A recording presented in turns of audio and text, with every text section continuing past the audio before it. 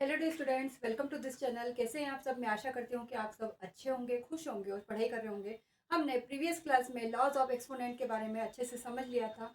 वो किस तरीके से फॉर्मूले अप्लाई होते हैं वो हम देखने वाले हैं आज। तो देखिए, हमने यहाँ पर सम क्वेश्चंस लिए हैं। उस क्वेश्चंस को हम लॉज ऑफ एक्सपोनेंट के अकॉर्डिंग किस तरीके से सॉल्व करने वाले हैं वो देखेंगे। इसमें पहला क्वेश्चन आपको दिया है 64 टू द पावर 1/2। तो हमारे पास एक फॉर्मूला था a to the power p to the power q। Okay, इस आइडेंटिटी का या इस फॉर्मूले का यूज करके हम सॉल्व करेंगे। a to the power p multiply by q होता है। इसके बाद क्या हो जाएगा? a to the power p q हो जाएगा। इसी तरीके से हम इसको सॉल्व करते हैं। तो 64 को आप क्या लिख सकते हैं? 8 टू द पावर 2। 8 का स्क्वायर होता है 64 और ये क्या होगा? 1/2 एज इट इज। तो इसको सॉल्व करेंगे। 8 to the power 2 multiply by 1/2। 2 से 2 कैंसिल हो गया। क्या बचा? 8 to the power 1। 8 to the power 1 मतलब 8।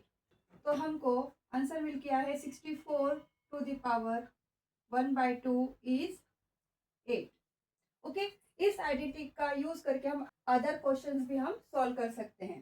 तो ये क्वेश्चन आपको अच्छे से समझ में आया। अब आपके पास क्वेश्चन है 32 टू द पावर 1/5। इसी आइडेंटिटी का यूज करके हम सॉल्व करने वाले हैं। तो देखिए, 32 का फैक्टर लीजिए तो क्या मिलेगा आपको? 32 का फैक्टर निकालिए। 2 है लास्ट टर्म, तो 2 1 जा 2, 2 6 जा 12, 2 8 जा 16, 2 4 जा 8, 2 2 जा 4, 2 1 जा 2। कितने टाइम्स आए? 2 1 2 3 4 5। तो आप क्या लिख सकते हैं? 2 to the power 5 to the power 1/5, है ना। इसके बाद इसको हम सॉल्व करेंगे, इसका मल्टीप्लाई करेंगे। टू पावर क्या हो जाएगा मल्टीप्लीकेशन में? तो 5 मल्टीप्लाई बाय 1/5। 5 से 5 कैंसल। क्या बचा? 2 टू द पावर 1। तो हमको मिला 30 to the power 1/5 is equals to 2। Okay, बहुत इजी क्वेश्चन है। इसी तरीके से हम आगे के क्वेश्चन भी सॉल्व करेंगे। अब देखिए, नेक्स्ट क्वेश्चन है 125 टू द पावर 1/3। अब इसका भी हम फैक्टर निकालते हैं तो हमें समझ में आ जाएगा कि किससे हम इसको सॉल्व कर सकते हैं। 5 के टेबल में जाएगा क्योंकि 5 है लास्ट टर्म। 5 2 जा 10, 5 5 जा 25। 5 से फिर से जा रहा है 5 5 जा 25, 5 से फिर से 5 1 जा 5। तो देखिए कितने टाइम्स आया? 5 1 2 एंड 3।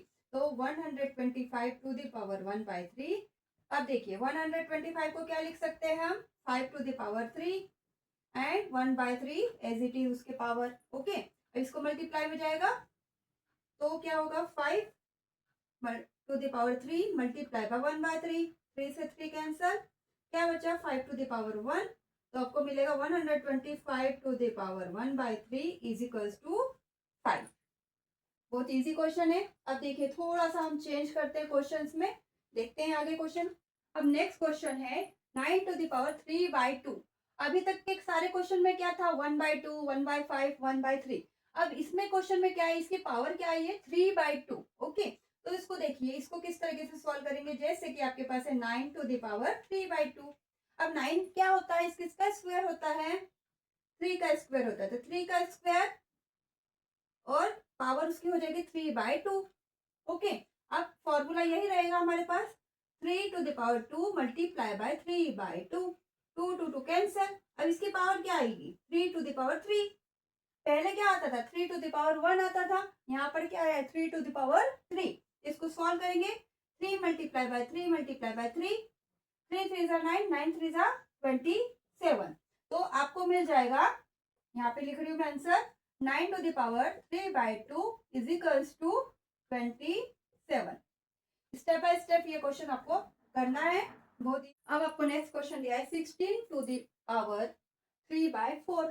अब 16 का क्या कर सकते हैं? फैक्टर निकाल सकते हैं। इजी हो जाएगा। 16 का बहुत इजी है। 2 के टेबल से जा सकता है। 2 8 जा 16, 2 4 जा 8, 2 2 जा 4, 2 1 जा 2। कितने 2 कितने टाइम्स आया? 1 2 3 4, 4 टाइम्स आया। तो 16 to the power 3/4 is equals to 2 to the power 4 to the power 3/4। Okay, easy हो गया। अब देखिए, इसको सॉल्व करेंगे। मल्टीप्लाई आ जाएगा 2⁴ मल्टीप्लाई बाय 3/4, 4 से 4 कैंसल, क्या बचा 2⁻3, 2⁻3 means 2 multiply bye 2 multiply bye 2, it is 8। Okay, तो 16⁻3/4 इज इक्वल्स टू कितना मिला हमको 8। यही हमारा क्या होगा आंसर। ये हमने कुछ क्वेश्चन देखे हैं लॉज ऑफ एक्सपोनेंट के। मैं आशा करती हूँ कि आपको आज का वीडियो अच्छे से समझ में आया होगा। अगर आपको आज का वीडियो अच्छे से समझ में आया है तो लाइक करना, शेयर करना, सब्सक्राइब करना ना भूलना। Thank you very much.